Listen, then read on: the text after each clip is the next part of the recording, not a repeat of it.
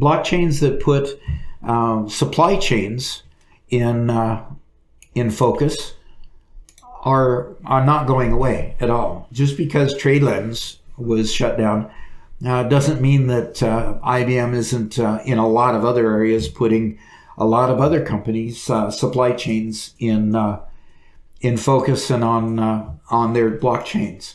And Home Depot is one of those that is using the blockchain to help to track down supplier shortages or supplier issues that they have.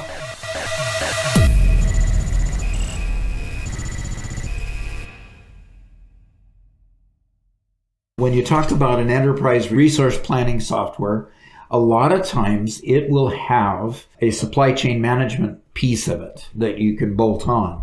So this SCM piece, or supply chain management, becomes very important in ordering and in getting the products from the initial stores to the actual store where they can be retailed. So you get it from the supplier to the store.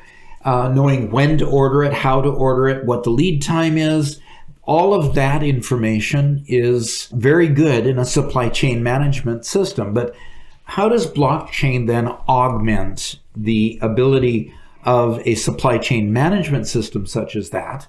And the answer really is that all along the way, a supplier usually sells a product under a term what they call free on board, which means that once it leaves their dock, they consider it to be your product.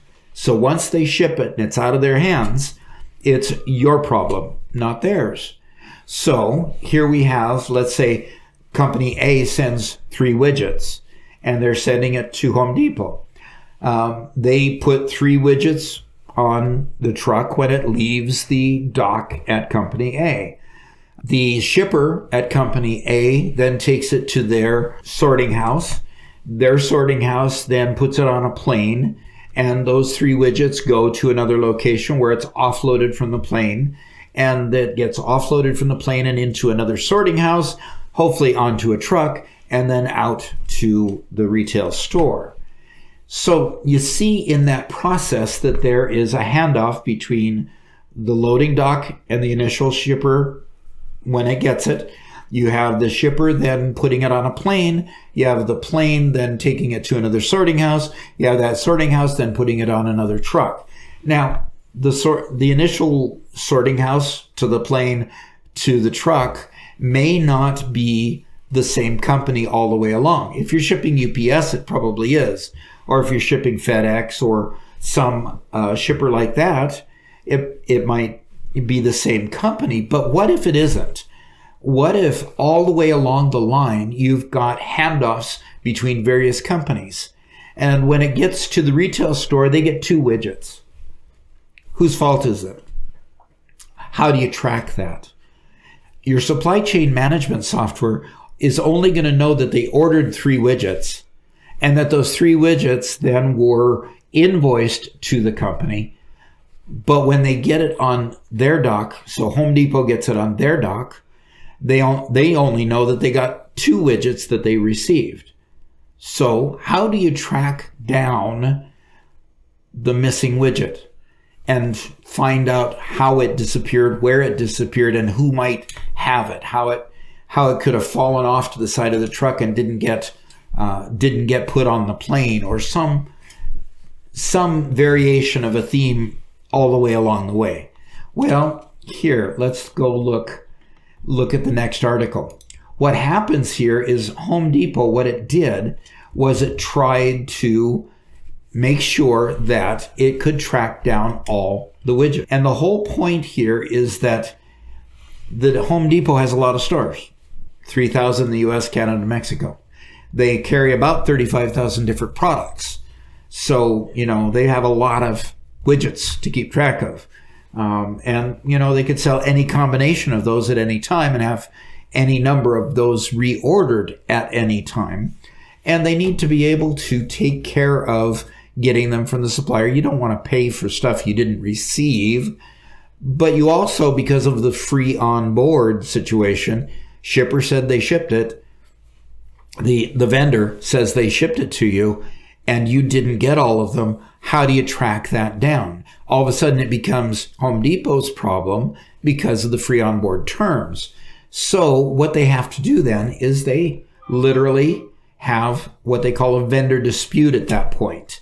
It happens when any retailer that has the volume of transactions that we do, our main goal is to resolve those vendor disputes as efficiently as possible. So they don't want to pay the invoice for all 3 widgets until they track down where that 3rd widget is.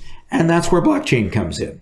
So what happens is Home Depot then deploys the software, and after they deploy the software, each individual who takes possession of the widget along the way scans it into the software. And when they scan it into the software then puts it on the blockchain for every trade-off. So when it goes from the loading dock into the truck, and then from the truck onto the plane, and the plane to the next sorting house, and the next sorting house onto the next truck, every one of those handoffs should show that they've got 3 widgets here, 3 widgets here, 3 widgets there. If at any point in time suddenly they have only 2 widgets, they know where to begin looking. See, with their current system, the situation is that they don't know where to look. They've got all these handoffs in between, but they don't have a place to look to find where that lost widget is so that they can begin tracking it down. Most of the time, it's not the fault of anyone. Usually, it's not theft or graft. Usually, it's just a misplacement of a particular item. And that's what they tend to find out, is that once they locate it, it quickly gets into their system and gets put back. The problem is it costs time, and time costs money.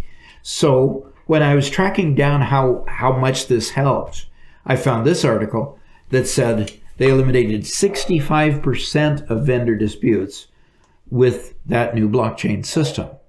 Well, you eliminate 65% of the vendor disputes, you also eliminate that number of hours, 65% of the hours that it used to take to track down each of those missing elements.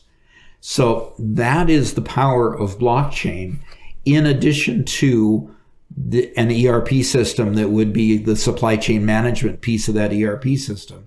And coupled together, they can be an incredibly powerful combination. I hope this highlight has helped to understand a little bit of the power of blockchain.